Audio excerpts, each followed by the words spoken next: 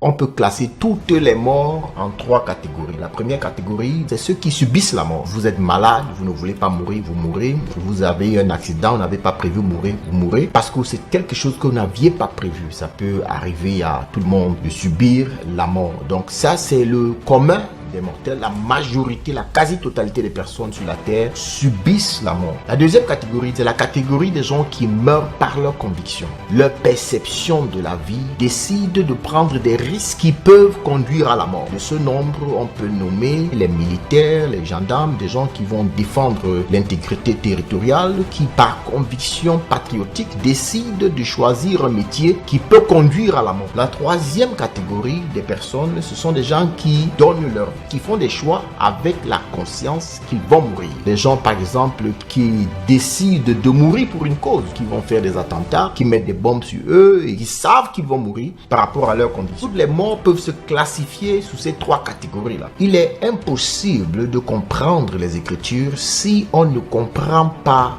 la notion d'institution dans la Bible. Une institution, c'est une organisation qui est gouvernée par des lois spécifiques et qui a un but bien précis. C'est un système qui devrait être complètement autonome. Il n'est pas régi par quelque chose d'autre que lui-même. Il y a 3 institutions que Dieu a établies. La première, c'est la famille. La deuxième, c'est l'État. Et la troisième, c'est l'Église. Si on ne comprend pas la notion d'institution, tout de suite, on croit que la Bible, elle est très illogique, elle est très irrationnelle, elle ne fait aucun sens. La famille est la première institution de Dieu. La deuxième, c'est l'État. La troisième, c'est l'Église. Donc, la première raison pour laquelle quelqu'un devrait pouvoir risquer sa vie ou alors donner sa vie, c'est la famille. Dans la Bible, il est écrit par exemple que celui qui n'a pas soin des siens, plus principalement des membres de sa famille, est pire qu'un infidèle, il a régné sa foi. Donc si on aime notre famille, comme Christ a aimé l'Église, on doit être capable de donner notre vie pour elle. Bibliquement, on peut donner sa vie pour la famille. Le deuxième cas, c'est le cas de l'État. L'institution qui régit la vie sur la terre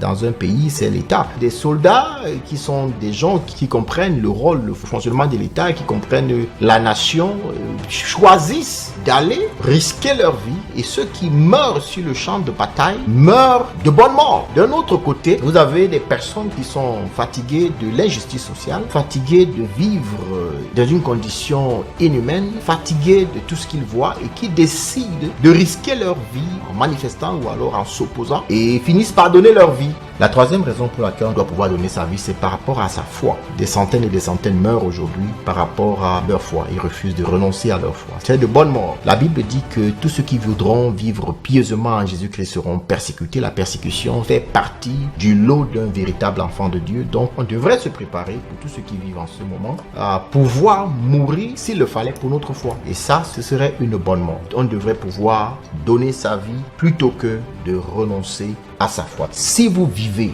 et que dans votre vie, vous ne trouvez aucune raison, aucun sujet, vous n'avez rien pour lequel vous pouvez donner votre vie, alors votre vie n'a pas de sens. Première raison, c'est qu'on peut mourir pour sa famille. Deuxième raison, on peut mourir pour l'État.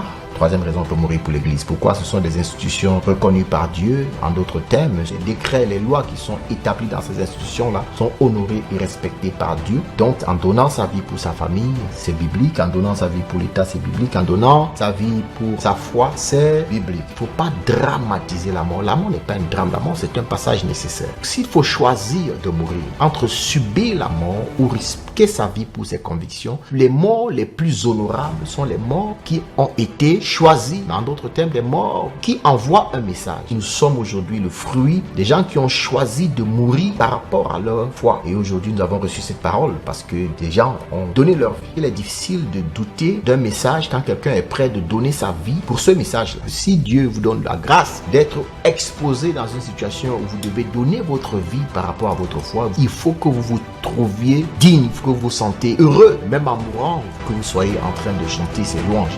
Parce que c'est en fait une grâce que de pouvoir donner sa vie pour sa foi.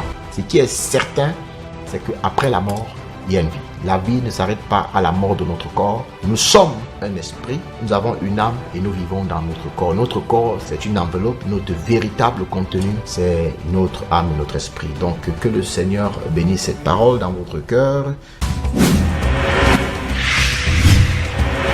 Suivez en direct le docteur Harold Wafo.